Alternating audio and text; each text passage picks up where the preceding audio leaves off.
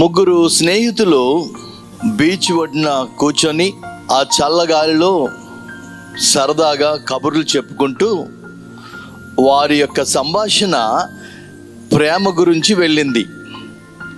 ఆ ముగ్గురు స్నేహితుల్లో ఒక స్నేహితుడు అడుగుతాడు, అసలు ప్రేమ అంటే ఏంటి అని అడిగినప్పుడు ముగ్గురు స్నేహితులు కూడా ఆ ప్రేమ గురించి మాట్లాడడానికి ఇష్టపడ్డారు. ఒక్కొక్కరు ఈ రీతిగా మాట్లాడుతున్నారు. ఆ మొదటి స్నేహితుడు అంటాడు, మా మమ్మీ మా డాడీకి కాఫీ ఇచ్చినప్పుడు ఆ కాఫీ సిప్ చేసి రుచి చూసి నా తండ్రి గారికి ఇస్తుంది అన్నాడు.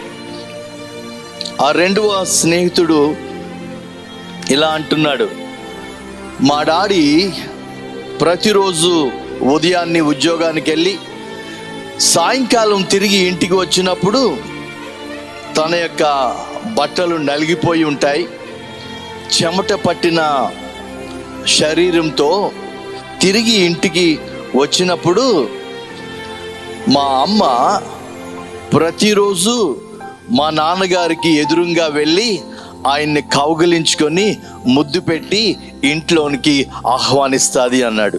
మరి మూడవ స్నేహితుడు ఇలా మాట్లాడుతున్నాడు, మా అమ్మమ్మ ఆర్థరైటిస్తో బాధపడుతుంది. ఈ ఆర్థరైటిస్తో బాధపడుతున్న మా అమ్మమ్మ దగ్గరికి మా తాతగారు వెళ్ళి తనకి అవసరం వచ్చినప్పుడల్లా మా అమ్మమ్మ యొక్క కాళ్ళ గోర్లు తీసి ఆ కాళ్ళ గోర్లకి గోలు రంగు వేస్తాడు మా తాతయ్య. ఈ ముగ్గురు స్నేహితుడు ప్రేమ గురించి ఈ రీతిగా మాట్లాడుతున్నారు.